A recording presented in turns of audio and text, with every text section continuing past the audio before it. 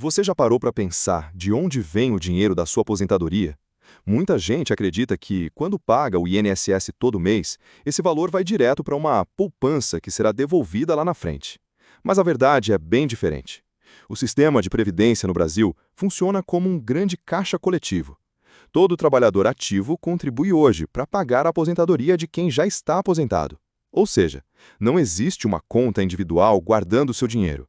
O que você paga hoje sai quase no mesmo mês para cobrir os benefícios de outras pessoas.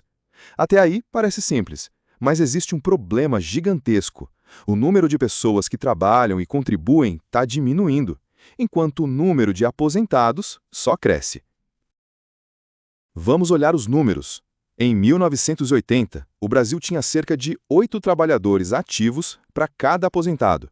Hoje, esse número caiu para menos de 3 trabalhadores para cada aposentado. E, segundo projeções do IBGE, em 2060 teremos apenas 1,3 trabalhador para cada aposentado. Ou seja, em poucas décadas, quase um trabalhador sozinho terá que sustentar um aposentado. E aí, surge a pergunta: será que esse sistema aguenta? Outro ponto preocupante: o rombo da Previdência. Em 2023, o déficit, ou seja, a diferença entre o que o governo arrecada e o que gasta com aposentadorias, já passa de 300 bilhões de reais por ano. E essa conta cresce a cada ano, como uma bola de neve. Agora, imagine uma família.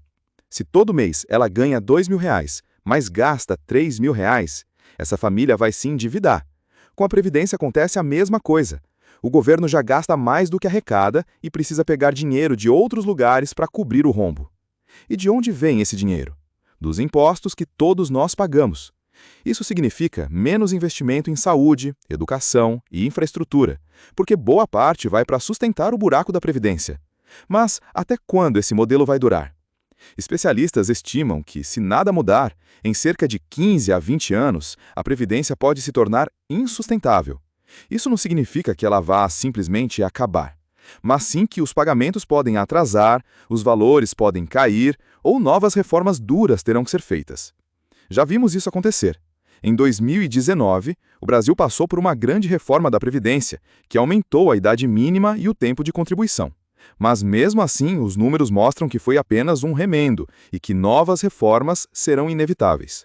E o que isso significa para você, jovem ou adulto que ainda está no mercado de trabalho? Significa que confiar apenas na aposentadoria pública pode ser arriscado. Por isso, cada vez mais pessoas estão buscando alternativas.